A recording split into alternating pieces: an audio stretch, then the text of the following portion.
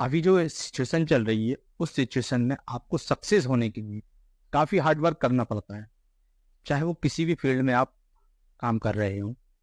इसी तरीके से अगर देखें तो राजनीति कुछ लोगों को विरासत में मिलती है, वहीं कुछ लोग ऐसे भी होते हैं जिन्हें बहुत मेहनत करने के बाद भी राजनीति में वह मुकाम नहीं मिल पाता है जिसकी वह चाह रखते हैं। और कुछ ऐसे भी लोग होते हैं जिन्हें राजनीति में कम समय में अधिक सफलता मिल जाती है। आज मैं आपको जो स्टोरी बताऊंगा वो ऐसे ही पर्सन की है जिन्हें मात्र 2 से 3 साल के अंदर राजनीति में वो सक्सेस हासिल मिली है जिसकी उन्होंने कल्पना भी नहीं करी। तो राधे राधे मित्रों, स्वागत है आपका एक बार फिर से आपके अपने YouTube channel around the peoples में, और मैं हूं आपके साथ अतुल मीणा। मध्य प्रदेश की राजधानी भोपाल से लगभग 20 किलोमीटर दूर एक छोटा सा कस्बा पड़ता है सूखी सेवनिया। और सूखी सेवनिया के अंतर्गत एक पंचायत आती है, आमोनी ग्राम पंचायत। उसी पंचायत के अंतर्गत एक गांव है, ग्राम गढ़मुर्रा। आज से लगभग 30 साल पहले वहां पर जन्म होता है एक बालक का, जिसका नाम किशन रखा जाता है। एक साधारण से परिवार में जन्मे किशन यादव और उनके परिवार ने कभी ये नहीं सोचा था कि वह आगे चलकर कुछ इस तरीके का मुकाम हासिल करेंगे जिसकी वजह से उनके परिवार का सर पूरे दुनिया में ऊंचा हो जाएगा। दोस्तों, किशन यादव वर्तमान टाइम में जो है आमोनी ग्राम पंचायत के सरपंच हैं और भारतीय जनता पार्टी के एक सच्चे सेवक हैं और भारतीय जनता पार्टी के युवा मोर्चा मंडल अध्यक्ष हैं। इन्होंने अपने स्कूलिंग करियर की शुरुआत अपने ही गांव गढ़मुर्रा से करी थी।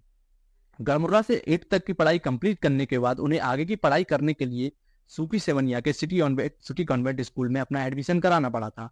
वहां से 10th तक उन्होंने पढ़ाई करी और उसके बाद उन्होंने आगे की पढ़ाई के लिए Shri LS memorial higher secondary school Chopra Kalan से अपना 12th कंप्लीट किया था।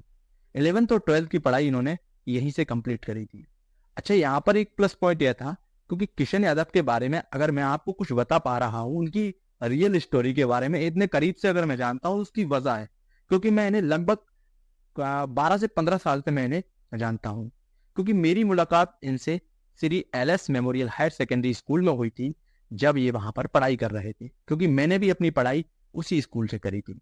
और यही कारण है कि आज मैं आपको उनके बारे में इतने अच्छे से जो है बता पा रहा हूँ, इतने गहराई में जाकर, क्योंकि जब आप किसी को जानते हो तभी आप उसके बारे में बता सकते हो।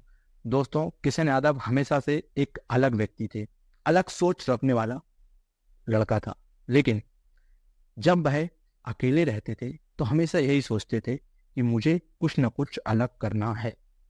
अपनी कॉलेज की पढ़ाई उन्होंने मदन महाराज कॉलेज से करी थी, लेकिन 3rd सेमेस्टर में ही उन्होंने मदन महाराज कॉलेज से छोड़ दिया था, क्योंकि उस टाइम पर उन्हें पैसे कमाने का लालच लग गया था। और ये कॉलेज का टाइम एक ऐसा टाइम होता है जहां पर हर युवा को कुछ न कुछ पैसे कमाने का लालच लग जाता है, और उसी के चलते वह छोटी मोटी नौकरी ज्वाइन करता है, लेकिन वह नौकरी उसके फ्यूचर को बर्बाद कर देती है। क्योंकि जब वह नौकरी लग जाती है, पैसा आने लगता है, कम पैसा आने लगता है, लेकिन उन्हें उस टाइम पर वह भरपूर होता है। लेकिन उस टाइम पर उन्हें ये अंदाजा नहीं होता है कि ये पैसा आगे चलकर उन्हें कहीं ना कहीं कमजोर कर रहा है। और ये किशन यादव के साथ भी हुआ। जब उन्होंने कॉलेज के दौरान अपनी कॉलेज अनकम्प्लीट छोड़कर एक प्रॉपर्टी डीलिंग कंपनी में मात्र 6,000 रुपए महीने में नौकरी करना स्टार्ट किया, तो कहीं ना कहीं वो संतुष्ट थे कुछ समय के लिए। लेकिन जैसे जैसे समय बीतता गया, उन्हें यह समझ आ गया था कि यह नौकरी उन्हें कुछ भी नहीं दिला पाएगी। यही कारण रहा कि उन्होंने नौकरी छोड़ दी। अच्छा, किशन यादव के साथ एक प्लस पॉइंट यह था कि बचपन से उन्हें बॉडी बनाने का शौक था, और जब वह स्कूल में थे तो उनकी बॉडी काफी अट्रैक्टिव थी। बाकी जो स्टूडेंट्स थे उनसे काफी अलग वो दिखते थे, क्योंकि वो उस टाइम पर ही जिम ज्वाइन कर ली थी और जिम जाते थे और अपनी बॉडी के लिए काम करते थे।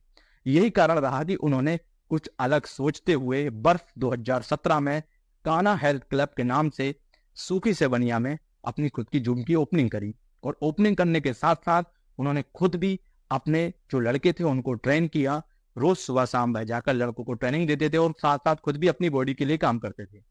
लेकिन जो इंसान इतिहास में अपना नाम दर्ज कराने की सोचता है वो हमेशा अलग दिशा में चलता है। जब लड़के चले जाते थे रात को जिम करने के बाद, किशन वहां पर अकेले जिम में बैठकर यह सोचा करते थे कि मैं जो चाह रहा हूं उस दिशा में मैं काम नहीं कर रहा, आखिर मुझे क्या करना चाहिए। काफी दिनों तक भाई ये सोचते रहते थे। जब मैंने उनसे बात करी तो उन्होंने मुझे बताया था कि मैं हमेशा यह सोचता था, न केवल जिम में बैठकर, जब भी मैं अकेला होता था तो मैं अपने करियर को लेकर काफी सोचता था। और एक दिन वो आता है जब किशन को अपने सारे सवालों का जवाब मिलता है, और वो जवाब होता है राजनीति। और कहीं ना कहीं उन्हें वह जवाब बहुत पसंद आता है। यही कारण रहता है कि बिना सोचे विचारे वह राजनीति में अपने कदम आगे बढ़ाते हैं, और अपने मित्रों से जब विचार करते हैं तो कहीं ना कहीं उनका सपोर्ट भी उन्हें मिलता है। क्योंकि जब उन्होंने जिम की ओपनिंग करी थी तब कहीं ना कहीं उनकी लोकप्रियता उस क्षेत्र में काफी हो गई थी। उनको सारे युवाओं के द्वारा काफी अच्छा रिस्पॉन्स मिल रहा था। यही कारण रहा कि उन्होंने राजनीति में अपने आप को आगे बढ़ाया। धीरे धीरे वह राजनीति में सक्रिय होते गए, और वक्त आया 2022 का।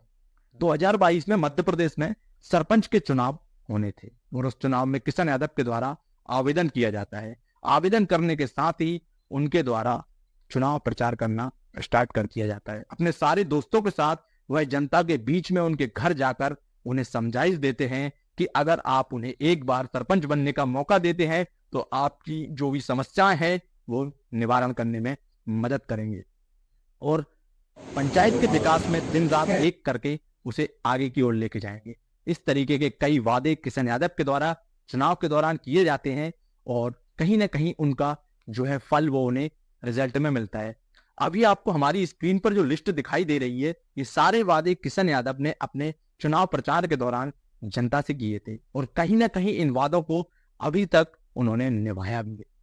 यही कारण रहा कि किशन यादव ने आमोनी ग्राम पंचायत से प्रचंड जीत हासिल करी है। दोस्तों इस पंचायत में लगभग 1800 वोटर्स हैं, जिसमें से चुनाव में 1400 वोटर्स को द्वारा वोट डाला गया, और उस चुनाव में 485 वोटों से किशन ने अपने विरोधी को हराया था, और ये सबसे बड़ी जीत थी। हुजूर विधानसभा में जहां से आमोनी पंचायत स्टार्ट होती है, उसके बाद दो पंचायत और भी आती हैं। बालमपुर पंचायत आती है और भदभदा पंचायत आती है। उन सभी पंचायतों में सबसे ज्यादा वोटों से जीतने वाला अगर कोई लड़का था तो वो किशन यादव था। किशन यादव के नाम का चर्चा हर क्षेत्र में होने लगी थी, क्योंकि ऐसा आज तक नहीं हुआ है। क्योंकि सरपंच के चुनाव में आमतौर पर हमने देखा है कि लोगों की अगर जीत होती है 1-2 वोट या 4-5 वोट से होती है, लेकिन ये पहला वक्त था जब आमोनी पंचायत से कोई इंसान इतने वोटों से जीता था। और जीत के बाद कहीं ना कहीं बहुत बड़ी सफलता हासिल करने के बाद जब किशन से बात की गई कि आपने जो वादे किए हैं अब उनको आप किस तरीके से देखते हैं, तो किशन का कहना था कि मैंने जो भी वादे किए हैं मैं उन्हें पूरा करने की पूरी कोशिश करूंगा, और जो भी जनता के द्वारा उनको समर्थन दिया गया था उसका बहुत बहुत धन्यवाद किया। उस टाइम पर वह काफी भावुक थे, क्योंकि उनकी जो मेहनत थी उस मेहनत के बाद उन्हें सफलता मिली थी, तो आप साफ तौर पर देख सकते हैं उनके चेहरे पर भावुकता दिखाई दे रही थी। कहीं ना कहीं उनकी जो कार्य करने की रुचि थी वह और बढ़ती गई, क्योंकि वह भारतीय जनता पार्टी के सच्चे सेवक हैं। न केवल भारतीय जनता पार्टी बल्कि राजनीति में वह केवल सेवा के भाव से ही राजनीति में गए। उनका कहना है कि जब भी मैं देखता था लोगों को दुखी, तो कहीं ना कहीं पंचायत के बारे में हमेशा सोचता रहता था, और मैं यही सोचता था किसी वही तरीके से मैं इनकी अगर मदद कर पाऊंगा तो मेरे लिए वह सौभाग्य की बात होगी। चुनाव की शपथ लेने के बाद उन्होंने अपना जो वादे किए गए थे उन्हें पूरा करना स्टार्ट कर दिया था, और अभी तक कई ऐसे काम जो वर्षों से पंचायत में नहीं हुए थे वो भी किशन के द्वारा करके दिखाया गया।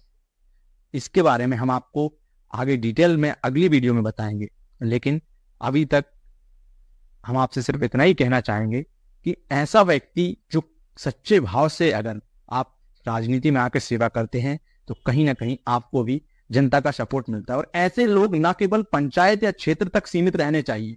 मेरा पर्सनली ये मानना है कि ऐसे लोगों को आपको और आगे बढ़ने के लिए सपोर्ट करना चाहिए।